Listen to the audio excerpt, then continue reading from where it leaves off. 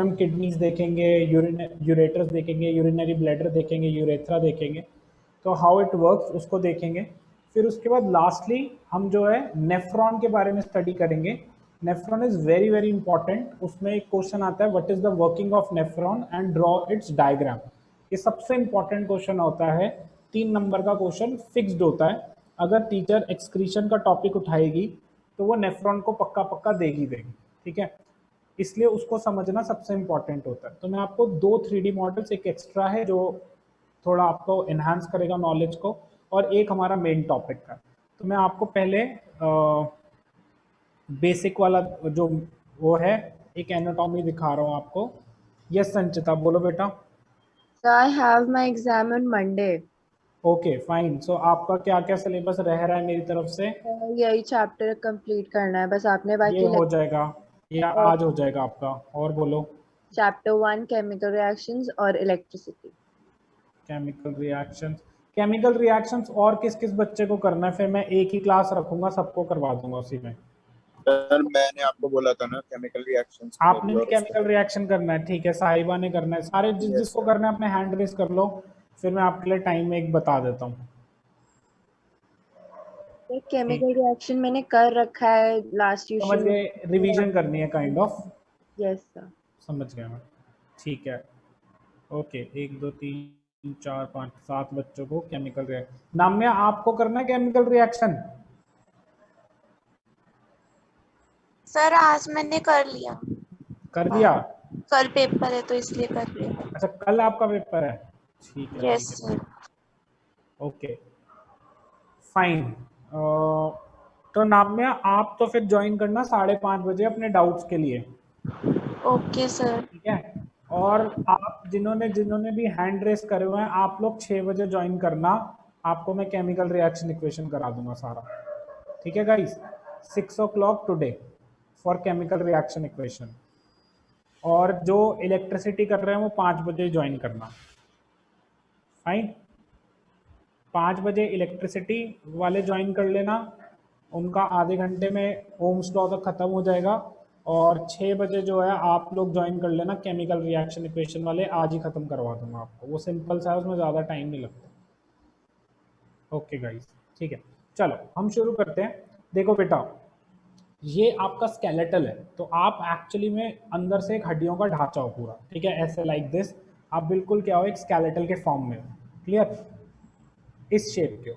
अब धीरे धीरे देखो कि कैसे आपकी चीज़ें जुड़ती रहती हैं। कनेक्टिव टिश्यू, मसल्स, आर्ट्रियल मतलब आर्टरीज जो होती हैं, फिर उसके बाद venous, lymphatic system, nervous, respiratory, digestive, endocrine, ठीक है, urogenital, and that is your integumentary. देखना आप कैसे कैसे जुड़ता जाएगा। पहले आपके आता है स्केलेटल, फिर आपके आ जाते हैं दैट इज योर, ये लेयर्स देखना, ये आपके आ जाते हैं कनेक्टिव टिश्यूज। ये कौन से होते हैं? Connective tissues. तो ये लेयर्स जुड़ गई आपकी, 3 लेयर्स। थोड़ा सा मैं इसको जूम इन कर देता हूँ, एक बार दोबारा देखो।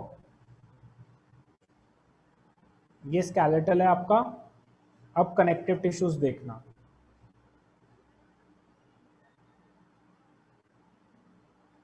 फाइन। सो ऐसे आपके कनेक्टिव टिश्यूज आपकी बॉडी में क्या होते हैं, आपकी बॉडी में सारी चीज़ों को जोड़ते हैं, कनेक्ट करते हैं, ठीक है बेटा।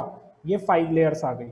फिर उसके बाद हम चलते हैं मसल्स पे। अब देखो मसल्स कैसे आपकी कनेक्टेड होती हैं।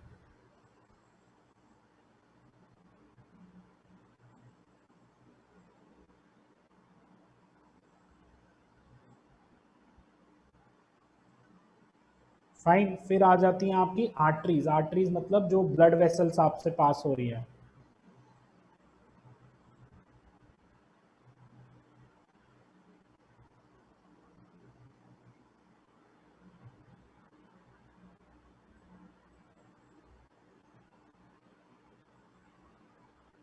फिर ये वेन्स,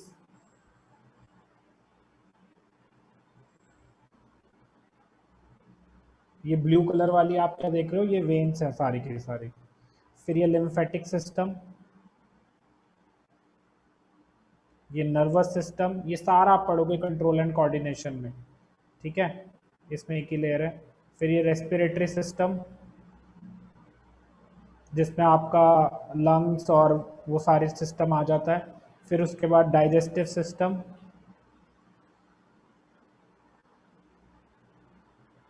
देन एंडोक्राइन। ये एंडोक्राइन आपका एक और चैप्टर है जिसका नाम है क्या, that is your called as control coordination, वहां पर आएगा। तो मैं आपको क्यों दिखा रहा था ये हमने सारा पढ़ना है कि आपका बॉडी स्ट्रक्चर कैसे बना हुआ है। क्लास 9 से आपने शुरू कर दिया था। सबसे पहले हमने आपको सेल्स और टिश्यूज के बारे में पढ़ाना शुरू करा कि भाई सेल्स से आप बनते हो, ठीक है, बिल्कुल सबसे स्मॉलेस्ट यूनिट जो है आपकी बॉडी के वो सेल्स है। फिर सेल्स जुड़ते हैं तो टिश्यूज बनते हैं। फिर टिश्यूज जब हमने पढ़ाए तो फिर आपको डिफरेंट टाइप्स ऑफ टिश्यूज पढ़ाए, जिसमें हम आपको क्या पढ़ा रहे थे, दैट इज कनेक्टिव टिश्यूज क्या होते हैं, there were several types of tissues. फिर आपको टिश्यूज करवाए, फिर उसके बाद हमने क्या करवाया आपको, that is your class 10th में पहले हमने डाइजेस्टिव सिस्टम पढ़ाया। फिर उसके बाद आपको दैट इज क्या कहते हैं, रेस्पिरेटरी करवाया। फिर उसके बाद सर्कुलेटरी करवाया। अब आपको लास्ट सिस्टम करवा रहे हैं एक्सक्रीटरी सिस्टम। तो ये पूरा का पूरा जो आपकी बॉडी का स्ट्रक्चर है, अंदर से कैसा दिखाई देता है, आप कैसे बने हुए हो, यही है पूरी बायोलॉजी जिसके बारे में आपको स्टडी करना है। क्लियर? तो अगर आप एक एक एस्पेक्ट को समझने लग गए, इसलिए उसको तोड़ दिया, टॉपिक बाय टॉपिक जा रहे हैं, एक एक पार्ट ऑफ द बॉडी को स्टडी करने की कोशिश कर रहे हैं। इस चैप्टर में 4 सिस्टम्स को स्टडी करा। कंट्रोल कोऑर्डिनेशन में आप स्टडी करोगे एंडोक्राइन सिस्टम, ब्रेन को स्टडी करोगे, ब्रेन आपकी बॉडी से इंटरकनेक्टेड कैसे है। फिर उसके बाद एक चैप्टर आएगा रिप्रोडक्टिव सिस्टम। रिप्रोडक्टिव में आप ये देखोगे कि आप अपने यंग वंस को कैसे प्रोड्यूस करते हो, उसमें कौन कौन सी चीजें हेल्प करती है। तो लाइफ कैसे शुरू हुई है, कैसे बनी हुई है, उससे आगे कॉन्टिन्यूएशन कैसे होता रहता है, ये सारा। फिर एक लास्ट चैप्टर आता है जो एवोल्यूशन पे है। एवोल्यूशन आपको ये बताता है कि भाई आपके जैसे और भी हैं और कैसे आप इवॉल्व कर रहे हो। Okay, fine fine fine fine fine. Okay, फिर आप बच्चे जिनकी एसएसटी क्लास है 5 o'clock, फिर आपका मैं एक बार देखता हूँ 6 बजे फिर आप केमिकल रिएक्शन इक्वेशन तो हम कर लेंगे, ठीक है। एक बार मैं बताता हूँ, एक मैं सोच के बता देता हूँ। चलो अब हम चलते हैं दोबारा से back to the excretory system. ये मैंने आपको दिखाया कि आपकी बॉडी कैसे बन रही है और आप पढ़ क्या रहे हो, what is the purpose of actually doing all this stuff. So actually you know your body कि वो अंदर से क्या क्या काम करती है। अगर आपको गैस हो रही है स्टमक में तो आपको रीजन पता होना चाहिए कि भाई आपके स्टमक के अंदर HCl है, वो अगर ज्यादा रिलीज हो जाएगा तो आपको एक प्रॉब्लम होती है, उसको बोलते हैं हाइपर एसिडिटी। तो हर एक एस्पेक्ट ऑफ थिंग्स को आपको समझना है, उसको अपनी रियल लाइफ से जोड़ना है। कोई बीमारी होती है उसको समझना, तो अंडरस्टैंडिंग लेवल आपका बहुत हाई हो जाना चाहिए। अब आ जाते हैं बच्चे, डाइजेस्टिव करा, रेस्पिरेटरी करा, लिम्फेटिक करा, last system is excretory system. This is the excretory system in your body, ठीक है। इसके अंदर क्या क्या चीजें हैं, सबसे पहले मैं आपको दिखाता हूँ किडनीज, ठीक है। This is the kidney, there are 2 kidneys which are present in your body, ठीक है। थोड़ा सा पीछे की तरफ से भी देखना, तो these are 2 kidneys which are present in your body. और ये 2 किडनीज को हम बोलते हैं एक लेफ्ट और एक क्या राइट। और इनकी जो शेप होती है वो राजमा की शेप होती है। जैसे राजमा खाते हो ना आप, राजमा चावल वाले राजमा, वो राजमा जो कच्चा राजमा होता है उसकी शेप देखोगे और किडनी की शेप देखोगे तो सेम होती है, इसलिए इसको बोलते हैं बीन शेप। क्या बोलते हैं इसे? Bean shape, BEAN, bean shape, कि भाई बीन शेप का होता है। और ये आपके पास 2 किडनीज होती हैं, लेफ्ट और क्या राइट। और दोनों किडनीज में से एक पाइप निकल रही होती है कि जो भी वेस्ट मटेरियल यूरिन के फॉर्म में इकट्ठा होता है वो सारा का सारा किडनी में बन जाता है। आपका सारा यूरिन किडनी में बन जाता है।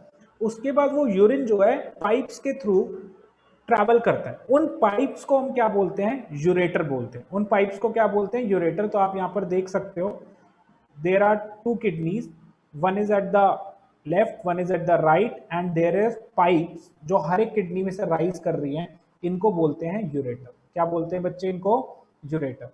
तो बच्चे कितनी किडनीज हैं? 2 किडनीज हैं, एक लेफ्ट एक राइट में। हर किडनी में से एक पाइप निकल रही है, उस पाइप को आप क्या बोलते हो? यूरेटर बोलते हो। ये यूरेटर, ये वर्ड कहां से आ रहे हैं? यूरिन से ही आ रहा है। यूरिन का मतलब होता है वेस्ट जो आपकी बॉडी में इकट्ठा हो जाता है। देखो बच्चे, आपकी बॉडी 2 टाइप के वेस्ट निकालती है। एक वेस्ट तो आपके जो था न्यूट्रिशन में आया था, उसको बोलते थे मेटाबॉलिक वेस्ट। मेटाबॉलिक वेस्ट होता है जो आप खाना खाते हो उसकी वजह से जो वेस्ट क्रिएट हो रहा है, उसको बोला जाता है मेटाबॉलिक वेस्ट। एक वो वेस्ट है। दूसरा वेस्ट आपके अंदर होता है नाइट्रोजीनियस वेस्ट। ये जो भी आपका यूरिन पास आउट होता है आपकी बॉडी में से, वो सारा का सारा उस नाइट्रोजन रिच होता है। उसके अंदर यूरिया प्रेजेंट होता है, इसलिए उसकी स्मेल जो होती है बिल्कुल यूरिया जैसी होती है। तो आपके अंदर दो वेस्ट प्रोड्यूस होते हैं, और भी वेस्ट होता है, जो आपका वाटर वेपर होता है बॉडी में, वो भी वेस्ट ही है, वो आपका स्किन के थ्रू इवेपोरेट हो जाता है। तो आप 3-4 तरीकों से अपना वेस्ट बाहर निकालते हो बॉडी से। एक तो आप मेटाबॉलिक वेस्ट निकालते हो, जिसके लिए आपको एनस की जरूरत पड़ती है। दूसरा वेस्ट आप निकालते हो कौन सा, नाइट्रोजीनियस वेस्ट, जिसको हम यूरिन बोलते हैं। और ये यूरिन कहाँ से पास आउट किया जाता है बच्चे, फ्रॉम द यूरेथ्रा। और ये कैसे किया जाता है, आपकी दो किडनीज हैं, एक लेफ्ट में और एक राइट में, दोनों किडनीज से दो पाइप्स निकल रही हैं, इन पाइप्स का नाम पड़ता है यूरेटर। ये पाइप्स जाकर क्या करती हैं, यूरिन को जाके कलेक्ट कर देती हैं एक बैग लाइक स्ट्रक्चर में। उस बैग लाइक स्ट्रक्चर को हम बोलते हैं यूरिनरी ब्लैडर। क्या बोलते हैं, यूरिनरी ब्लैडर, कि उसके अंदर यूरिन स्टोर्ड रहता है। और जब आपको जरूरत लगती है, महसूस होता है कि अब ज्यादा स्टोरेज हो गया, आप उसको बॉडी से पास आउट कर देते हो with the help of urethra, with the help of urethra. तो ये ब्लैडर और ये क्या होता है, यूरेथ्रा। ठीक है, मेन विमेन दोनों में सेम प्रोसेस फॉलो अप होता है। ठीक है गाइस, तो किडनी दो होती है, लेफ्ट राइट, दोनों किडनीज में से पाइप निकल रही है, उन पाइप्स को हम क्या कहते हैं, they are called as ureter. They carry the urine into the urinary bladder, जिसके अंदर यूरिन स्टोर्ड होता है। फिर जब जरूरत पड़ती है, यूरिन को आप पास आउट कर सकते हो out of the body with the help of urethra. तो मेजर 4 चीजें हैं इसके अंदर, kidneys, ureter, urinary bladder and urethra. सबके नाम अगर आप देखो, यूरेटर, यूरिनरी ब्लैडर, यूरेथ्रा, ये सब यू से शुरू हो रहे हैं, बेसिकली टू सिग्निफाई यूरिन। ठीक है, तो जितना भी आपका बॉडी से यूरिन पास आउट होता है वो इस प्रोसेस से होता है। अब यूरिन बनता कहां पर है, यूरिन पाइप्स में नहीं बन रहा, यूरिन यूरिनरी ब्लैडर में नहीं बन रहा, यूरिन यूरेथ्रा में भी नहीं बन रहा, यूरिन बन रहा है आपकी किडनी में। अब किडनी में यूरिन कैसे बनता है, इस पूरे प्रोसेस को हमने यहाँ पर स्टडी करना। तो यहाँ पर डायरेक्ट क्वेश्चन भी टीचर्स पूछ लेती हैं, how is urine form in the body, या what mechanism of urine formation बताओ। तो वो वाले पूरे प्रोसेस का एक 3 नंबर का क्वेश्चन पेपर में आता है, पूरे टॉपिक में बस वही इंपॉर्टेंट है, और सब इसमें से कुछ ज्यादा इंपॉर्टेंट नहीं आता। एक आधा क्वेश्चन आता है कि प्लांट्स कैसे अपना वेस्ट रिमूव करते हैं। प्लांट्स भी जो है अपने वेस्ट को रिमूव करते हैं, उनका प्रोसेस थोड़ा डिफरेंट है। ठीक है, उसको भी जानेंगे कि क्या प्रोसेस है। इसमें बस आपका बहुत सिंपल सा, इसमें ज्यादा क्वेश्चन नहीं आते। क्वेश्चन अगर आएगा तो आपको एक डायग्राम ड्रॉ कर दिया जाएगा, उसमें मेंशन करना होगा ये क्या है, ये क्या है। तो जान लो 4 ही चीजें, किडनीज, यूरेटर, यूरिनरी ब्लैडर और यूरेथ्रा। ठीक है, 4 things only, kidneys, ureter, urinary bladder, urethra, ये सीक्वेंस ऑर्डर चलता है। ठीक है, यूरिन बना किडनीज में, फिर आई यूरेटर, फिर यूरिनरी ब्लैडर में स्टोरेज, फिर यूरिनरी ब्लैडर से पास आउट करने के लिए यूरेथ्रा, और यूरेथ्रा से बाहर यूरिन बाहर हो जाता है। अब यूरिन बना कैसे, वो इंटरेस्टिंग क्वेश्चन है कि यूरिन बना तो बना कैसे किडनी के अंदर।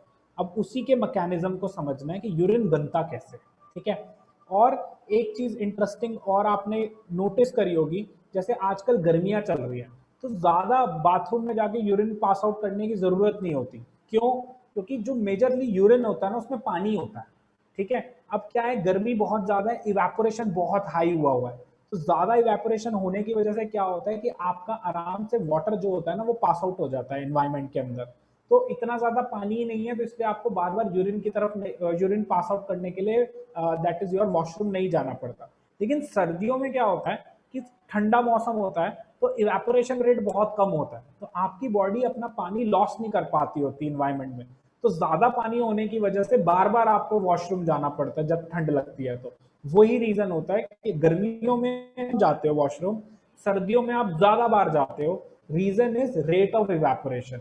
गर्मियों में rate of evaporation is very high as compare to in winters rate of evaporation is very low. ठीक है, तो अगर आपसे कोई क्वेश्चन पूछे, भाई इससे रिलेटेड भी एक आधा क्वेश्चन आ जाता है कि यूरिन हम कब ज्यादा जाते हैं, गर्मियों में कि सर्दियों में, तो उसका रीजन यही होता है, इवेपोरेशन रेट गर्मियों में इस टाइम बहुत ज्यादा इवेपोरेशन रेट है, इसलिए आपको ज्यादा बार बार वॉशरूम जाने की जरूरत नहीं है। सर्दियों में आपको बहुत बार जाना पड़ता है, क्योंकि भाई ठंड होती है, पानी जा नहीं पा रहा इन्वायरमेंट में, और वो आपको यूरिन के फॉर्म में बॉडी से बाहर निकालना पड़ता है, और इसलिए frequency of going to the washroom increases in the winters. Clear guys, यहाँ तक बात समझ आ गई? किसी को कोई डाउट? 2 किडनीज, 2 यूरेटर्स, हर किडनी में से एक पाइप निकल रही है, उसको यूरेटर बोल रहे हैं। वो यूरिनरी ब्लैडर में जा रहा है, यूरेथ्रा से पास आउट हो रहा है। ये पूरा प्रोसेस होता रहता है। बहुत ही सिंपल प्रोसेस है, इसमें कुछ भी आपको याद करने या समझने वाला कुछ नहीं है। आप सिंपल तरीके से भी इसको ध्यान में रख सकते हो। बस अब बचा कौन कि यूरिन बना तो बना कैसे। मेन क्वेश्चन ये है कि यूरिन बना तो बना कैसे, बॉडी में क्या ऐसा हुआ कि यूरिन बना। ठीक है, अब बस हमें उसको जानना है। तो बड़े ध्यान से समझना कि यूरिन बनता कैसे। तो मैं आपके साथ नोट शेयर कर रहा हूँ, उन्हीं नोट्स में से आपको मैं समझा दूंगा कि कैसे बन रहा है। और इसी को हम वर्किंग ऑफ नेफ्रॉन भी कहते हैं। और इसी के ऊपर क्वेश्चन आता है। इस क्वेश्चन को 3-4 तरीकों से पूछती है टीचर।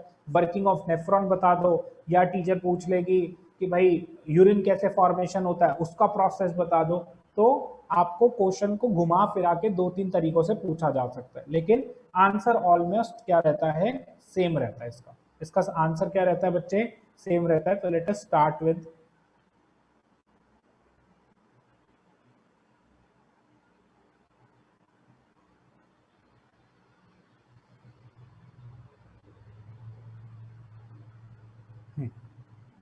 बस ये छोटा सा ही है टॉपिक, इसलिए मैंने कहा खत्म हो जाएगा आज। क्या कह रहे हो बेटा? टेस्ट कब लोगे? ये बच्चे इसी संडे ही लूंगा मैं टेस्ट, क्योंकि खत्म हो जाएगा आज आपका चैप्टर। बस ये जरा सा ही रह गया, 4 टॉपिक्स ही हैं, फिर ये डन हो जाएगा। हाँ क्योंकि सर अब तो बोर्ड में कहा जा रहा है कि एमसीक्यू आएगा। हाँ वो हाँ अच्छा, thank you for reminding me guys. जिसने यूग्रो ऐप डाउनलोड नहीं करी वो कर लेना, उसमें सारा फैसिलिटी है हमारे पास एमसीक्यू टेस्ट लेने की। तो मैं आप सबको मैं बैच में ऐड कर दूंगा, एक आपका सिंगल बैच बना दूंगा, और फिर आप लोग उसमें टेस्ट दे सकते हो। ठीक है, तो सारा हम एमसीक्यू बेस्ड टेस्ट कर लेंगे पूरा, जैसे बोर्ड में होगा बिल्कुल उस प्रोसीजर से। ठीक है, और मार्क्स वार्क्स भी तो जिसने नहीं करा वो कर लेना। तो मैं आपको आज बैचेस में डालना शुरू कर दूंगा। बैच कोड दे देना। क्या कह रहे हो? वो बैच कोड भी तो मांगता है। बैच कोड आपको नहीं चाहिए, मैं अपने आप यहाँ से बैकएंड से कर दूंगा सारा। ठीक है बेटा, चलो बच्चे, तो यही डायग्राम यहाँ पर ड्रॉ है, आप यही देख कर आए हो।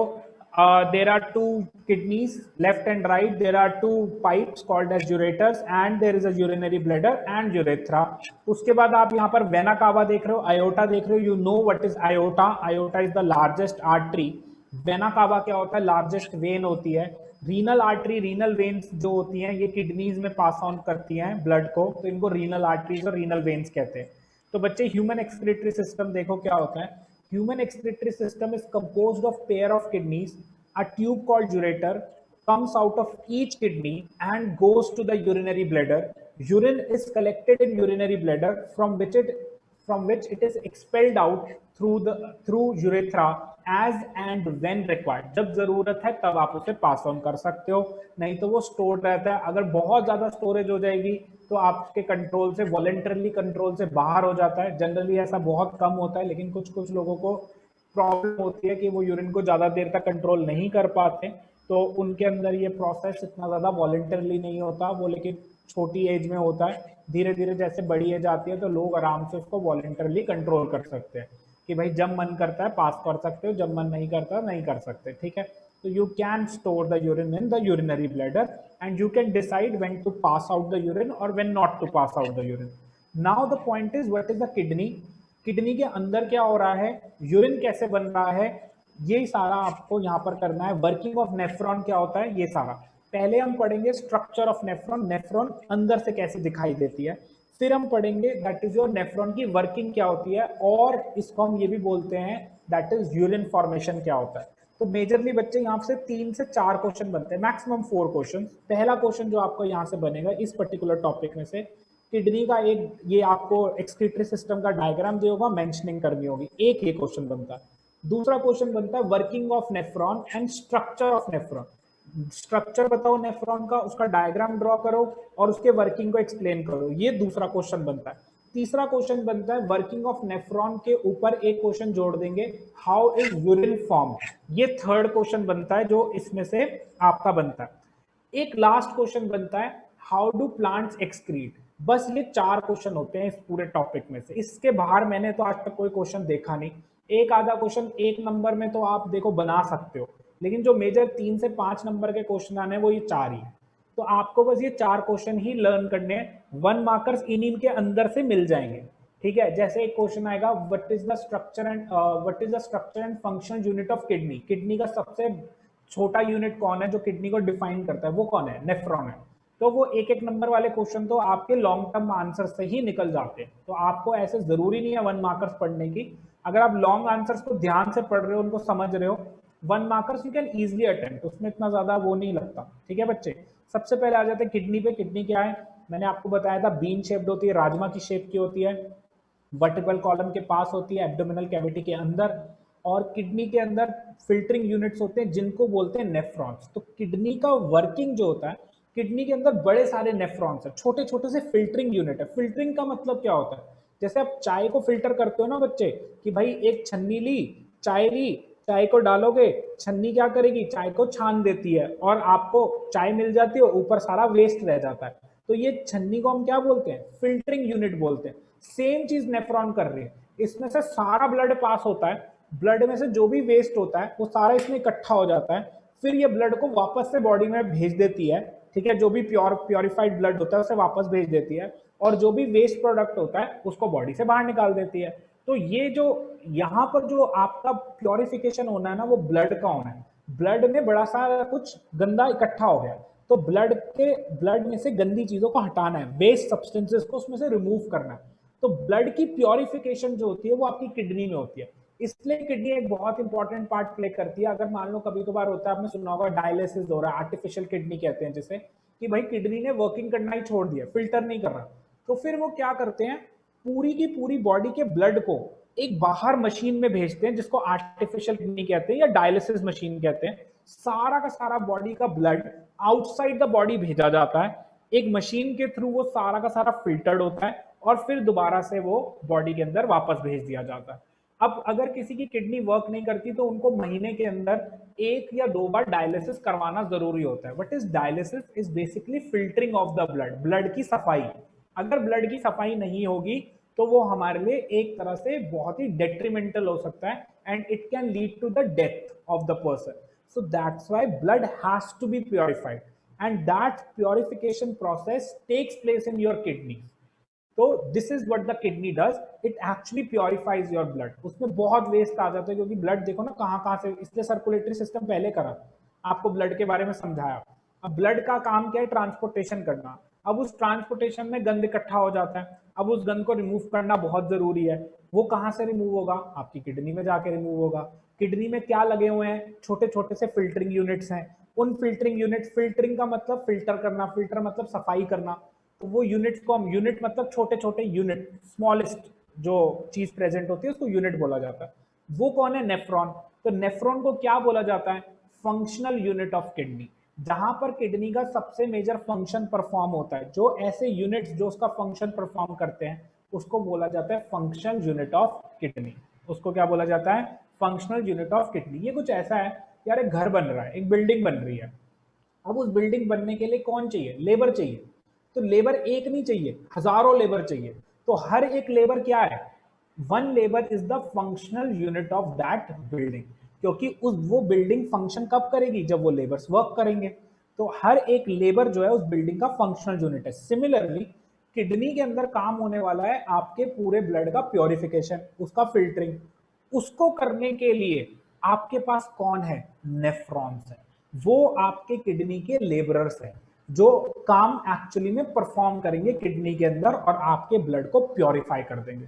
फिर वो प्योरीफाइड ब्लड आपकी बॉडी में दोबारा से रोटेट करने के लिए चला जाएगा, सेम काम होने लग जाएगा। फिर वो जब गंदा होगा वापस आएगा, फिर साफ किया जाएगा, फिर गंदा होगा, फिर साफ किया जाएगा। साफ सफाई का सारा काम किडनी में हो रहा है, किसकी, ब्लड की प्योरिफिकेशन कर रही है। किसकी प्योरिफिकेशन कर रही है बच्चे, ब्लड की। अब देखो नेफ्रॉन क्या करती है, उसके 2 पार्ट्स हैं, पहला उसका स्ट्रक्चर, दूसरा उसका फंक्शन। सबसे पहले तो आपको नेफ्रॉन के स्ट्रक्चर को समझना पड़ेगा। मैं यहाँ पर आपको पहले पढ़ा रहा हूँ, फिर मैं आपको इसका स्ट्रक्चर दिखाऊंगा, और फिर एक्चुअली में आप समझ पाओगे। देखो पहले दिखा दूंगा फिर पढ़ाऊंगा तो गड़बड़ हो जाएगी, फिर आपको समझ नहीं आएगा, इसलिए पहले पढ़वा रहा हूँ कि डिफिकल्टी लेवल समझ आ जाए, और फिर आपको दिखा के बताऊंगा कि क्या है नेफ्रॉन, कैसे वर्क करती है, क्या चीज होती है। देखो बच्चे, नेफ्रॉन है क्या, नेफ्रॉन के स्ट्रक्चर को डिफाइन कर रहे हैं कि वो दिखती कैसी है। पहला first point, It is composed of a tangled mess of tubes and a filtering part called as glomerulus. कह रहा है इसमें टेंगल्ड मेस ऑफ ट्यूब्स होती है। यार देखो ब्लड बड़ी सारी जगहों से आ रहा है, उस सारे ब्लड को डिफरेंट डिफरेंट ट्यूब से ये क्या करती है, इकट्ठा कर लेती है, और इसमें एक फिल्टरिंग पार्ट होता है जिसको हम बोलते हैं ग्लोमेरुलस। इसका काम होता है ब्लड की सफाई करना एक्चुअली में, ठीक है। फिर उसके बाद ग्लोमेरुलस क्या होता है, it is a network of blood capillaries to which renal arteries attach. बच्चे ये नेटवर्क है ब्लड कैपिलरीज का, सारा ब्लड इसके अंदर आ जाता है सफाई करने के लिए, ठीक है। तो ब्लड कैपिलरीज का एक बहुत बड़ा सा जाल समझ सकते हो आप, और इसको हम क्या बोलते हैं, that is your glomerulus composed होता है क्या, ब्लड कैपिलरीज का।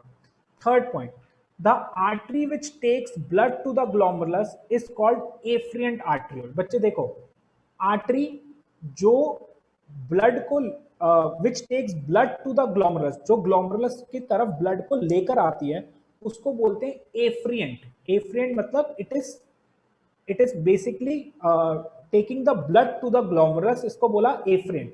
And the one receiving blood from the glomerulus is called as efferent arteriole। देखो गाइस, यहां पर दो वर्ड्स हैं, efferent और क्या, efferent। just look at it, let me show you, efferent and the other one is efferent। guys, e का मतलब होता है exit, e का मतलब क्या है, exit।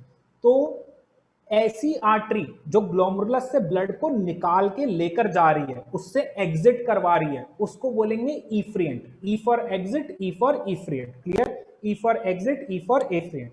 और जो ग्लोमेरुलस में ब्लड को लेकर आ रही है उसको बोलेंगे एफ्रिएंट, उसको क्या बोलेंगे, एफ्रिएंट। तो ऐसी आर्टरीज जो ब्लड को लेकर आएंगी ग्लोमेरुलस में, उसको एफ्रिएंट कहा जाएगा। ऐसी आर्टरीज जो ग्लोमेरुलस से ब्लड को लेकर जाएंगी, उनको इफ्रिएंट कहा जाएगा। तो ये डिफरेंस होता है एफ्रिएंट और इफ्रिएंट आर्ट्रियोल में। फिर उसके बाद नेक्स्ट क्या कहता है, glomerulus is enclosed in a capsule like portion called as Bowman's capsule.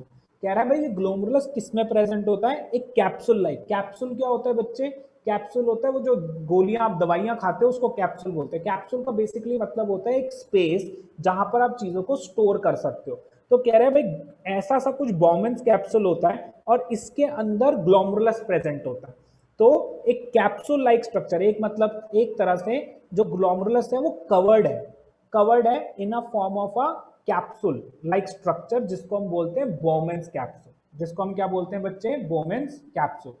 The Bowman's capsule extend into a fine tube which is highly coiled. Tubes from various nephrons converge into collecting duct which finally goes to the ureter। कह रहा है एक nephron तो है नहीं, ऐसी बड़ी सारी नेफ्रॉन है, सारी नेफ्रॉन्स क्या करती है, अपना सारा वेस्ट एक जगह पे इकट्ठा कर देती है, ठीक है। उस जगह को हम बोलते हैं कलेक्टिंग डक्ट। डक्ट का मतलब क्या होता है, डक्ट का मतलब होता है एक खाली जगह जहां पर सारा का सारा वेस्ट आके इकट्ठा हो जाएगा। मतलब ये कुछ ऐसा है जैसे मान लो बड़े सारे लेबर काम कर रहे हैं, उन्होंने काम करा, उसके बाद जो भी वेस्ट, जो भी उनका मेन चीज काम का था, उसको एक जगह पे कलेक्ट कर रहे हैं, ठीक है। चलो भाई मैंने, मान लो हम जैसे सपोज करते हैं हम खीरे काट रहे, सारे बच्चे खीरे काट रहे, मैंने अपने खीरे काटे, जो मेजर मेन प्रोडक्ट था उसको एक डब्बे में डाल दिया, और सब भी क्या कर रहे हैं, उसी डब्बे में डाल रहे हैं। तो हम सबका वर्क जो है इकट्ठा हो रहा है एक पर्टिकुलर बॉक्स के अंदर। सेम चीज यहां पर हो रही है, सारी नेफ्रॉन्स इंडिविजुअली वर्क कर रही हैं, वेस्ट को कलेक्ट कर रही हैं, और सॉरी वेस्ट बना रही हैं, और उस सारे वेस्ट को एक जगह पे जाके इकट्ठा कर देती हैं। फिर वो जब इकट्ठा हो जाता है उसको बोलते हैं कलेक्टिंग डक्ट। फिर वो कलेक्टिंग डक्ट से वो सारा पाइप्स में चला जाता है जिनको बोलते हैं यूरेटर, और फिर उसके बाद यूरिनरी ब्लैडर, और फिर उसके बाद आउटसाइड द बॉडी। तो ये जो हमने स्ट्रक्चर समझा ना, वो किसका था, नेफ्रॉन का, कि नेफ्रॉन अंदर से कैसी दिखाई देती। अब मैं आपको डायग्राम शो करता हूँ कि नेफ्रॉन कैसी दिखती है, फिर उसके अंदर ये सारी चीजें मेंशन्ड होंगी। फिर आप ध्यान से देखना, देखो मेजर हमने जो चीजें देखी हैं वो क्या है, एक तो ग्लोमेरुलस देखा है, एक ग्लोमेरुलस जिसके अंदर प्रेजेंट होता है उसको बॉमेन्स कैप्सूल कहते हैं, हमने वो देखा है। ये दो मेजर चीजें होती हैं। और फिर उसके बाद एक कलेक्टिंग डक्ट होती है, ठीक है, another thing is collecting duct, ठीक है। ये तीन चीजें हो गई। और आर्टरीज होती हैं जो ब्लड को लेकर आती है। बच्चे अपने माइंड में एक चीज क्लियर करो, किडनी का काम है ब्लड की सफाई करना, ठीक है। तो ऑब्वियस बात है कि पूरी बॉडी का ब्लड किडनी में लाना पड़ेगा, तभी तो सफाई होगी। और उसको लाने के लिए तो आपको क्या चाहिए, वेसल्स चाहिए। उन वेसल्स को हम क्या बोलते थे, आर्टरीज कहते थे। आर्टरी जो लेकर आती है आपके ग्लोमेरुलस में ब्लड को, उसको बोलते हैं एफ्रिएंट। और भाई बाहर भी तो भेजना है सफाई वाला ब्लड, जिसकी सफाई होगी उसको थोड़ा अंदर रखना है, उसको भी तो बॉडी में वापस भेजना है, तो उसको बोलते हैं इफ्रेंट आर्टरी। ये काम आपकी बॉडी के अंदर 24 घंटे होता रहता है, सफाई होती रहती है आपके ब्लड की। तो आपकी बॉडी में सब कुछ है, हर चीज अवेलेबल है, ठीक है। तो यही 4 सिस्टम्स हैं जो आपकी बॉडी को चलाते रहते हैं। भाई ब्लड अपना आराम से ट्रांसपोर्टेशन करके आ गया, गंदा हो गया, कोई दिक्कत नहीं भाई, किडनी में आ जा, सफाई करवा देंगे। वहां से तुम्हारी सफाई हुई, चलो भाई वेस्ट हुआ, वेस्ट को बाहर निकालने का भी तरीका है, फिर ब्लड वापस आ जाएगा, फिर वही सर्कुलेशन होगी। सारा का सारा सिस्टम वर्क करता रहता है, करता रहता है, करता रहता है, और आप जिंदा रहते हो। जिस दिन कोई भी सिस्टम फेल हो गया, इंटरकनेक्टेड है सारे। किडनी फेल हुई, ब्लड का प्योरिफिकेशन नहीं होगा, ब्लड का प्योरिफिकेशन नहीं हुआ, भाई तुम्हारे न्यूट्रिएंट्स का इनटेक कम होने लग जाएगा, सेल्स में वीकनेस आने लग जाएगी, ठीक है। मान लो हार्ट काम करना बंद कर दे, भाई पंपिंग ही नहीं होगी, ब्लड ही नहीं पहुंचेगा। अब ब्लड ही नहीं पहुंचेगा तो किडनी क्या काम करेगी, किडनी काम ही नहीं कर सकती, वो तो प्योरिफिकेशन का काम कर रही है। वो हार्ट से जब ब्लड आएगा तभी तो काम करेगी। हार्ट फेल्यूर हुआ तो किडनी फेलियर भी होने लग जाएगा। तो एक एक बॉडी सिस्टम एक दूसरे के साथ इंटरकनेक्टेड है, एक को भी इफेक्ट होता है, उसका इफेक्ट सारी बॉडी के सिस्टम्स पे आने लग जाता है, ठीक है। तो इसलिए हर बॉडी के सिस्टम को इन अ एफिशिएंट मैनर काम करते रहना चाहिए, otherwise it will cost you a life, ठीक है। तो अब देखते हैं बच्चे इसका डायग्राम। डायग्राम भी ऐप के ऊपर अवेलेबल है, यहां पर आप जाओगे, लेट मी शो यू।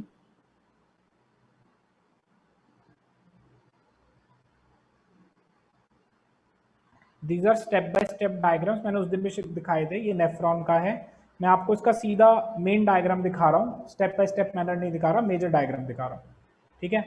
ये होती है नेफ्रॉन का diagram, this is the diagram of the nephron. So you can see इस डायग्राम के अंदर वही मैंने आपको जो मेन चीजें बताई थी, एक ग्लोमेरुलस,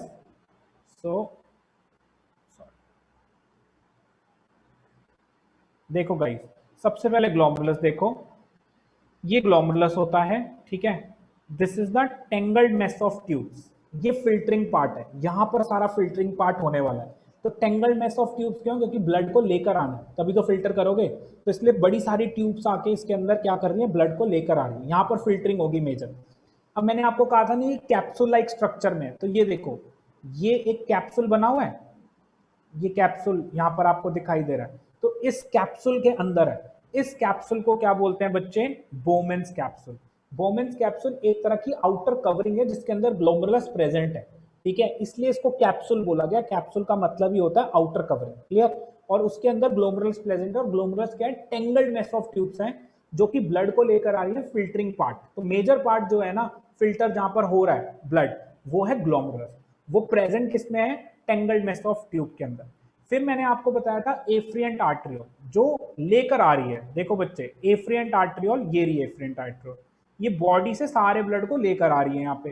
तो इसलिए इसका जो शेप है वो इस तरफ से है कि भाई यहाँ से मूवमेंट आएगी, बॉडी से सारा ब्लड यहाँ पर आएगा, तो इसलिए इसको क्या बोलते हैं, एफ्रिएंट आर्टरियोल। फिर उसके बाद एक ऐसी आर्टरी जो ब्लड को वापस बॉडी में भी तो लेकर जाएगी, जो प्योर हो गया है, उसको बोलते हैं इफ्रिएंट, जो बाहर लेकर जा रही है ग्लोमेरुलस से। तो अंदर लाने वाली एफ्रिएंट, बाहर ले जाने वाली इफ्रिएंट, एफ्रिएंट इफ्रिएंट। तो ये आपका क्या होता है, ग्लोमेरुलस का अंदर उसके जो ब्लड को लेकर आने वाली आर्टरियोल और बाहर ले जाने वाली आर्टरी का नाम होता है एफ्रिएंट लाने वाली, इफ्रिएंट बाहर ले जाने वाली। ये 2 टाइप्स की आर्टरीज होती हैं। फिर उसके बाद आपके पास आ जाता है क्या, आपने पढ़ा कलेक्टिंग डक्ट। गाइज ये होता है collecting duct, here it is the collecting duct, this is the collecting duct, कि सारी की सारी आर्टरीज से, सॉरी सारी की सारी नेफ्रॉन से जो भी वेस्ट होता है वो सारा यहाँ जाता है